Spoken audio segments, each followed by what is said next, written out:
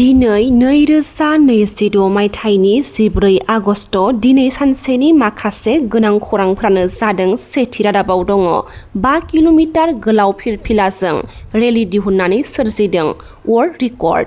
गाबोन 15 आगस्ट उदांस्रि सान। थिग बेनिनो 5 किल'मिटार गोलाव फिरफिलाजों रेलि दिहुननानै सोरजिदों वर्ल्ड रिकर्ड। हारियानानि पलबलाव रेलि दिहुननानै गल्डेन बुक अफ वर्ल्ड रिकर्डआव मुं थिसननानै जारिमिन सोरजिनो हाबाय। मख'नो गोनांदि उदांस्रि साननि सानसे सिगां दिल्लीनि गोजौ बिजिरसालियाव बमानि हुमखि होदों होनना खौरां मोननाय जादों। गुटखा आरो पान मसला जानानै मोजां मोनग्रा सुबुंफोरनि थाखाय गाज्रि खौरां। गुटखा आरो पान मसलाखौ आबुङै बन्द' खालामबाय होनना खौरां मोननाय जादों। बिमल रजनीगन्धा कमलापसन एबा शिखर नागिरना मोननाय नंला। कर्नाटक कंग्रेस सोरखारा आबुङै बन्द' खालामदों गुटखा आरो पान मसलाफोरखौ। दुलाराय बर' फरायसा आफाद एबसुआ शिबसागर जिल्लानि सिङाव दैबानाजों भुगिनांनाय सुबुंफोरखौ मदद हैनो मिशन हम रेस्किउ एन्ड रेस्टर हाबाफारि लानानै दिनै फुंबिलियाव शिबसागर फारसे रावना होबाय। बे मावथांखियाव ओंखारनाय 200निबो बांसिन साफ्रोमबो एबसुनि बिबानगिरि आरो बे हाबाफारियाव बिजनि दखरा एबसुनिफ्राय 2 बिबानगिरि लोगो सोलोंथाइ नेहाथारि लम्बिर बसुमतारी आरो लोगो हारिमु नेहाथारि दुर्गा मोसाहारि बिथांमोनाबो बाहागो लानानै थांनायखौ मिथिनो मोन्दों। सासे फोरोंगिरिनि मुगैथाव आखल। उदालगुरिनि टंलायाव थाखो 4नि सासे फरायसाखौ आथोनारि सोमोन्दो लाखिनायनि दायाव फोरोंगिरिखौ पुलिस बिफाना खाबाय होनना खौरां मोननाय जादों। खौरां मोननाय बायदिब्ला उदालगुरि जिल्लानि टंलानि गंसे गुदि फरायसालिनि 4 थाखोनि उन्दै हिन्जावसाखौ सासे फोरोंगिरिया आथोनारि गाज्रि आखु दिन्थिनायनि अजद होदों। जायगानि गारजेनफोरा दायनिगिरि फोरोंगिरिखौ हमनानै पुलिसनि आखायाव गथायनाय जादों। उनाव फोरोंगिरिखौ पुलिसआ खानानै लाङो आरो जायगानि सुबुंफोरा दायनिगिरिनि हेंथायै आयेननि गेजेरजों गोख्रों साजा होनांगौ होनना दाबि दैखांदों।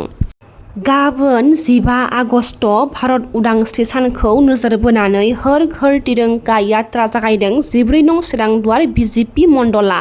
चिरां जिल्लानि सिङाव थानाय 14 नं चिरांदुवार बिजिपि मण्डला रुनिखातानि गाहाय लामायाव भारत उदांस्रि साननि 79थि बोसोर थामहिनबा 15 आगस्ट भारत उदांस्रि सानखौ नोजोर बोनानै हर घर तिरंगा यात्रा जागायनाय हाबाफारि खुंफुंदों।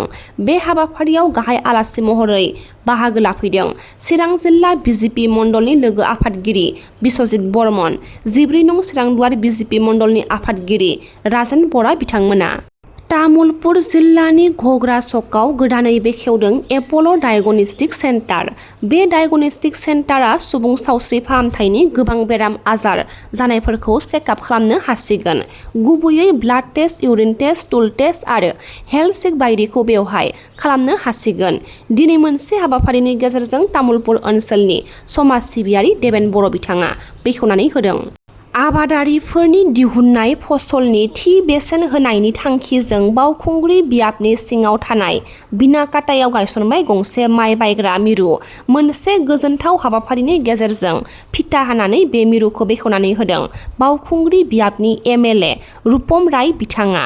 दिनैनिफ्रायनो बे माइ बायग्रा मिरुआव आबादारिफोरा थि बेसेनाव माइखौ फानफैनो हासिगोन होननानै रुपम राय बिथाङा फोरमायथिदों।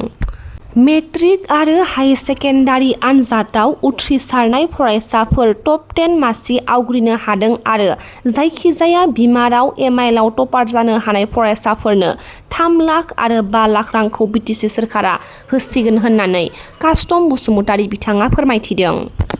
गभर्नमेन्टनिखौ सब मोनजोबगोन। जाय सब निट पास जानाय नङा, जाय निट पास जानानै गभर्नमेन्ट मेडिकेल कलेजाव एडमिसन मोनगोन। सब जेई पास जानाय नङा, जाय जेई पास जानानै आइआइटि एनआइटि बादियाव एडमिसन मोनगोन बिथांमोना गभर्नमेन्टनिफ्राय सब मोनजोबगोन। माहाजोन दुखिया गोरिब बेखौ गभर्नमेन्टआ डिसिसन लागोन, एसि मिटिङाव डिसिसन लागोन। दा बेखौ गभर्नमेन्टआ होगोन, नोंसोर उन समाव मिन्थिगोन। आरो जायहा गोरिब गुन्द्रा बेखौ जोंनि बिपिएफ दोलोनि आफादगिरि मानाव गेदेर हाग्रामा महिलारि सारा नायै अनगासिनो दङ। दा ओंखायनो आङो गहपुर ओनसोलनि साफ्रोमबो फरायसाफोरखौ नोंथांमोननि चेनेलनि गेजेरजों बेखौनो बुंनो सानो, फरायनायाव जुदि मोजांब्ला, न'खराव जुदि रांखान्थि आंखालब्ला नोंथांमोनहा गिनो नाङा। मानोना नों फरायनायखौ मोजां खालाम, नोंखौ अनग्रा जोंनि बिपिएफ दोलोनि राजखान्थिनि आफादगिरि मानाव गेदेर हाग्रामा महिलारि सार दङ आरो बेबादिनो हाग्रामा महिलारि सारा नायै नायै अनबोगासिनो दङ ओंखायनो गुफुर हालामनि जाय रोंगौथि गोनां फरायनो लुबैनाय खस्थ' खालामो नोंथांमोना रांखान्थि हालोदा मोजां नङाब्लाबो नोंथांमोना दुखु दाजा जानो नाङा नोंथांमोना एग्जाम्पोल लानानै फराय आरो नोंखौ अनग्रा बिटिसि हालामाव गोबां सुबुं दङ बेनि गेजेराव जोंनि बिपिएफ दोलोनि आफादगिरि मानाव गेदेर हाग्रामा महिलारि सार दं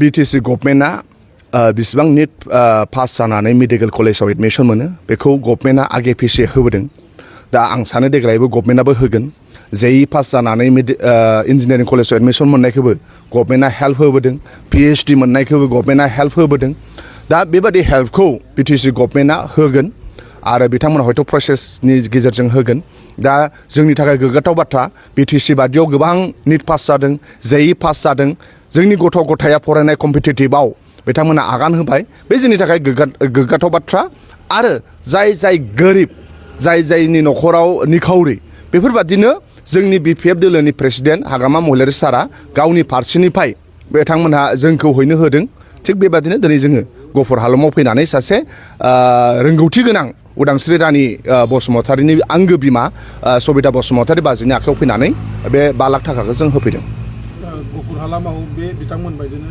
गोबां निट पास जानाय आरो जेडब्लिउ पास जानाय दंबावो बिथांमोननोबो अनसुंथाइ होबावनो नोंथांमोन मोनसेया जाहैबाय गभर्नमेन्टनिखौ सब मोनजोबगोन जाय सब निट पास जानायानो नङा जाय निट पास जानानै गभर्नमेन्ट मेडिकेल कलेजाव एडमिसन मोनगोन सब जेई पास जानायानो नङा जाय जेई पास जानानै आइआइटि एनआइटि बादियाव एडमिसन मोनगोन बिथांमोना गभर्नमेन्टनिफ्राय सब मोनजोबगोन माहाजोन दुखिया गोरिब बेखौ गभर्नमेन्टआ डिसिसन लागोन एसे मिटिङाव डिसिसन लागोन दा बेखौ गभर्नमेन्टआ होगोन नोंसोर उन समाव मिन्थिगोन आरो जायहा गोरिब गुन्द्रा बेखौ जोंनि बिपिएफ दोलोनि आफादगिरि मानाव गेदेर हाग्रामा महिलारि सारा नायै अनगासिनो दङ दा ओंखायनो आङो गुफुर ओनसोलनि साफ्रोमबो फरायसाफोरखौ नोंथांमोननि चेनेलनि गेजेरजों बेखौनो बुंनो सानो फरायनायाव जुदि मोजांब्ला न'खराव जुदि रांखान्थि आंखालब्ला नोंथांमोनहा गिनो नाङा मानोना नों फरायनायखौ मोजां खालाम नोंखौ अनग्रा जोंनि बिपिएफ दोलोनि राजखान्थिनि आफादगिरि मानाव गेदेर हाग्रामा महिलारि सार दङ आरो बेबादिनो हाग्रामा महिलारि सारा नायै अनबोगासिनो दङ ओंखायनो गुफुर हालामनि जाय रोंगौथि गोनां फरायनो लुबैनाय खस्थ' खालामो नोंथांमोना रांखान्थि हालोदा मोजां नङाब्लाबो नोंथांमोना दुखु दाजा जानो नाङा नोंथांमोना एग्जाम्पोल लानानै फराय आरो नोंखौ अनग्रा बिटिसि हालामाव गोबां सुबुं दङ बेनि गेजेराव जोंनि बिपिएफ दोलोनि आफादगिरि मानाव गेदेर हाग्रामा महिलारि सार दं प्रहलाद ब्रह्म कास्टम बसुमतारि बिथांमोननि मोनसे हानजाया गहपुर 2 नं जामुगुरि गामिनि सबिता बसुमतारिनि फिसाजो उदांस्रि रानि बसुमतारिनो 5 लाख रांनि अनसुंथाइ होदों लोगोसे माखासे गोनां बाथ्राखौ फोरमायथिदों प्रहलाद ब्रह्म बिथाङा बाजै सबिता बसुमतारिनि आंगो फिसाजो उदांस्रि रानि बसुमतारिया खरगपुर आइआइटिआव एडमिसन मोनदों दा बिनि थाखायनो बिटिसिनि चिफ हाग्रामा महिलारि सारा जों लाइमोन बिपिएफनो 5 लाख थाखा होदों आरो बे 5 लाख थाखाखौ बिटिसिनि चिफ हाग्रामा महिलारि सारा बुंदों गुफुर हालामाव थां आरो थांनानै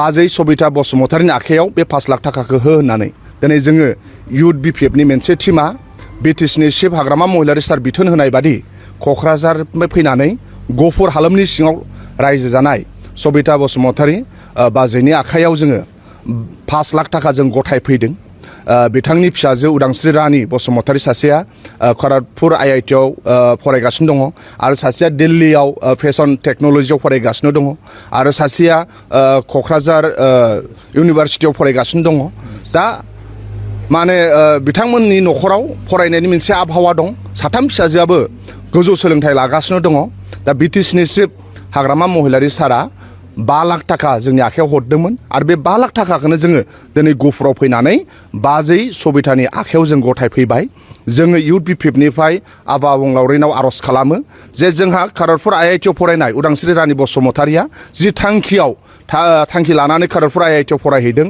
बिथांनि फरायनाया साक्सेसफुल जाना फैथों दिल्लीयाव फरायनाय सासे फिसाजोनि फरायनायाबो साक्सेसफुल जाथों क'क्राझार इउनिभारसिटियाव फरायनाय सासे फिसाजोनि बे फरायनायाबो साक्सेस जाथों दा दिनै जोङो बाजैखौ साबायखर बावो सासे बिमाया एसां मा होनो भारतनि टाफ एग्जामखौ पास जानानै खरगपुर आइआइटि बादियाव एडमिसन मोनहोनायनि थाखाय बाजैनिसिम कंग्रेचुलेसन आरो बिथांनि फिसाजोफोरखौ आफा अबंलावरिया अराय सम अनथों बेखौनो जोङो लाइमोन बिफेफनि जानानै आफा अबंलावरिनाव आर'ज खालामो।